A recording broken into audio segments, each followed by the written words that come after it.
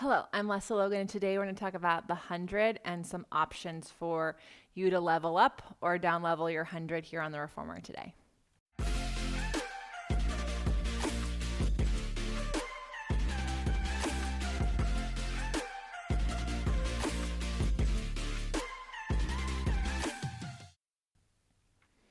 If you are watching this using the new OPC Reformer deck of flashcards, thank you so much. I'm so glad you're using those. I really am grateful to you for purchasing them. They were inspired by the love for our mat deck, and we are just so excited about it. The 100 here on the Reformer is actually a really great place to practice your 100. For me, I have the best 100 on the Reformer versus on the mat because of the straps. So we'll talk about that when we're doing it a little bit. I'm going to show you the transition from footwork to the 100 because the flow and transition is really important to me. If you have a Reformer where your foot bar doesn't go down the way that mine does, I would love for you to figure out how do you transition from your footwork to your 100 without getting out of your practice. So you do need a teaser up to the side, which I can show you. I'll show you that as well as an option so that you just stay connected to your body and have to reset every exercise, because if that's what you're doing, then you're missing out on the gems and the beauty of what Pilates is, which is that each exercise leads into the next one. So typically typically 100 is done in the same springs as your footwork. So there might be exceptions to that rule, but you try. Yes, it does mean that little curl up is really hard because it's heavy. It's 3 or 4 springs, but it's just one time. They have to do that once you're up. You don't have to feel that same tension anymore. So let me show you the transition. So there's 2 options. You can go from the way that I do it, which is you take one foot underneath the foot bar, you pick it up, the other foot grabs this other bar, and then you guide both down out of the way. Another option would be to teaser up to the side, okay? And then you would just move it, stay connected, use your body to swivel, lie down, and then lower yourself down. So whatever one you decide to do, you just want to stay connected. Then make sure you're not shoved up against your shoulder rest. That's going to make it hard for you to curl up.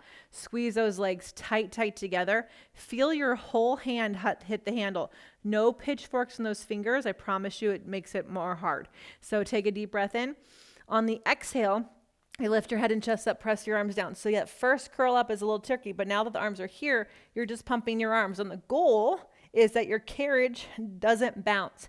If your carriage is bouncing like that, it means you're not pumping from your back. So you want the pinky side of the hand in the handle, and you're pumping your arms from your back. Ideally, your toes are lined up with your eyes. Easier to be to lift the legs even higher. That's totally fine, okay? If you need to have your legs resting down, that's also okay. So you do 10 cycles of breathing here, 5 inhales, 5 exhales. You lower everything down. You would go, I'm going to show the transition really quick to the overhead.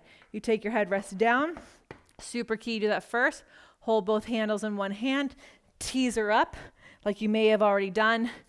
To take your foot bar down, take a spring off, and lie all the way down. So let's talk a little bit about options for you for the 100. So you can always do it without straps if the straps are too much for you right now. If your carriage keeps bouncing, I want you to really make sure you check the length of your straps. So with my carriage in, right, the ring of my strap is about a finger's distance away from the shoulder rest, okay? So that's really important. And then the clasp is maybe an inch-ish from the shoulder rest, okay? If your straps are really short, it's going to make those springs feel really heavy. So a lot of times I see ropes and risers where the strap's too short, and so they do lighter springs. That's going to cause you to have to change your springs around a lot between footwork, 100, overhead. I'd rather you just lengthen your straps, use the same springs that you use for footwork for your 100, and then you don't have to stop so much. So that would be a key and a tip for you. If you need to have your head down, totally fine, right? Just make sure your legs get higher up. If you're new and legs being that low is too much for you, it is okay with me in your beginning to have your foot bar up and your legs being on the foot bar, and then seeing if you can hover them from on the foot bar to being up. But remember, if you are doing modifications, which is fine, think of every modification as a loan from the bank, okay? I talk about this a lot on onlinepilatesclasses.com and my workshops. If you are modifying too much, the more you modify, the higher interest loan or the more riskier loan you're getting, right? So just see if you can have your legs higher versus having your legs resting.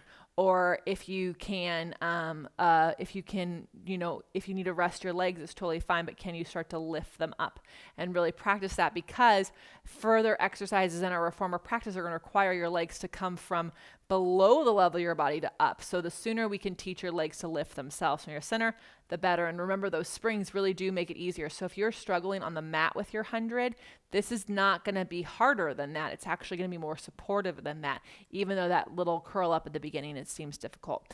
If you are wanting to actually practice this in your body, which I hope that you are, please check out onlinepilatesclasses.com.